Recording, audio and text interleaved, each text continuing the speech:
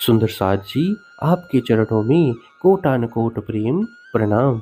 सुंदर साथ जी, पिछली वीडियो में हमने श्री श्रृंगार ग्रंथ के प्रकरण 12 की 40 तक की चौपाई का पाठ पूर्ण किया। आज हम आगे की नई चौपाइयों का पाठ करेंगे। सुंदर साथ जी, अगर आपको यह वीडियो अच्छा लगे तो प्लीज़ लाइक करें और जो भी सुंदर साथ आपके साथ जुड़े हुए हों उन सबको भी यह वीडियो अवश्य शेयर करें। सुंदर साथ जी, जिन्होंने अब तक हमारे इस चैनल को सब्सक्राइब नहीं किया, वे प्लीज़ इस चैनल को सब्सक्राइब कर दें ताकि आने वाले नए वीडियो का नोटिफिकेशन आपको तुरंत मिल जाए।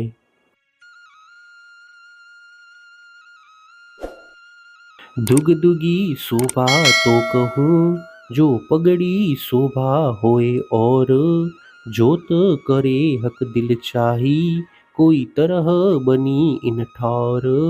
पाग के ऊपर सुशोभित दुगदुगी की शोभा तभी व्यक्त हो सकती है जब वह पाग की शोभा से भिन्न होती। यह दुगदुगी श्री राज्य की इच्छानुसार ही प्रकाशित होती है।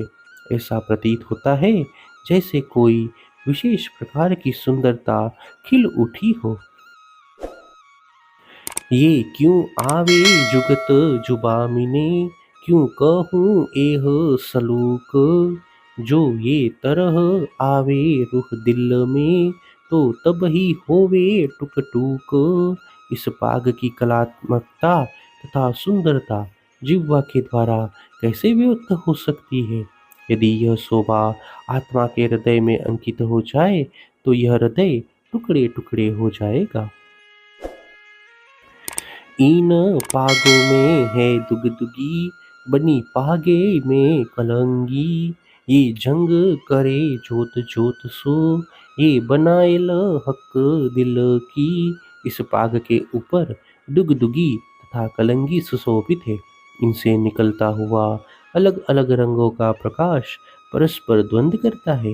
ये सभी श्री राज्य की इच्छानुसार बने हैं।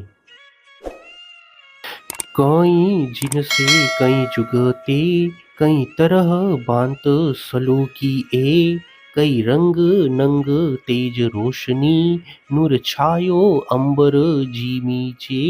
इस पाग में विभिन्न प्रकार की वस्तुएं युक्ति पूर्वक सुशोभित है।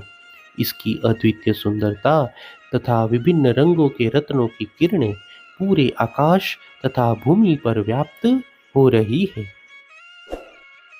जित चाहिए ठौर दुगदुगी, सब बनी पाग पर तीत, ठौर कलंगी के कलंगी, सिपत न जुबा पहुँचत।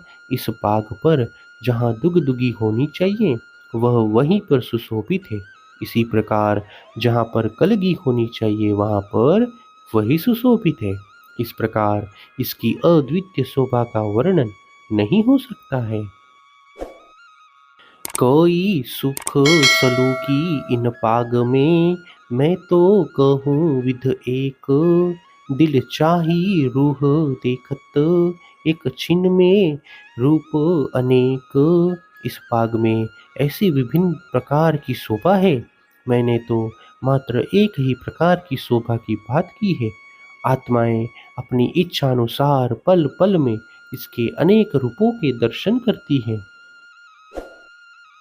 ना कछु खोली ना फेर बांधी, इन पा गए में कई गुण, पल पल में सुख दिल चाहे, नए नए देत रुहन।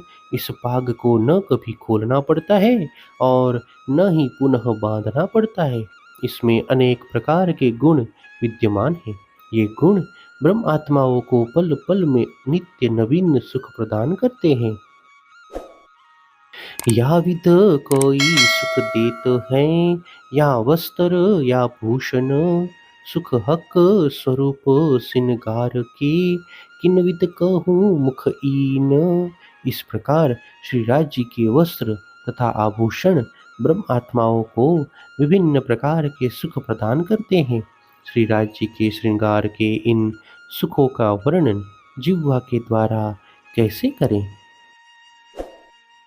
तिलक नासिका नेत्र की, केस लवने कान गाल, मुख चौक देख नैन रूह के, रोम रोम छेदे ज्यों भाल।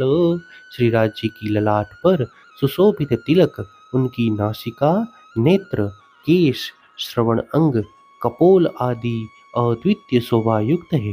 श्रीराज जी के मुखमंडल की अद्वितीय शोभा के दर्शन करने पर रोम रोम उत्कंठित हो जाता है। मुख सुंदरता क्यों कहूँ, नूर जमाल सूरत, ये बयान दुनी में क्यों करूँ, ये जो आई अरस न्यामत। इस मुखमंडल की सुंदरता का वर्णन कैसे करें? यह तो अक्षरातीत परब्रह्म परमात्मा का मुखमंडल है। परमधाम की इस अनुपम संपदा का वर्णन नश्वर जगत में कैसे किया जाए? हे सुंदर साथ जी, इसी के साथ श्री श्रृंगार ग्रंथ के प्रकरण 12 की 50 तक की चौपाई का पाठ पूर्ण हुआ। आगे की चौपाइयों का पाठ हम नेक्स्ट वीडियो में करेंगे। सुंदर साथ जी, अगर आपको यह वीडियो अच्छा लगे तो प्लीज़ लाइक करें, लाइक शेयर और सब्सक्राइब अवश्य करें। प्रणाम जी।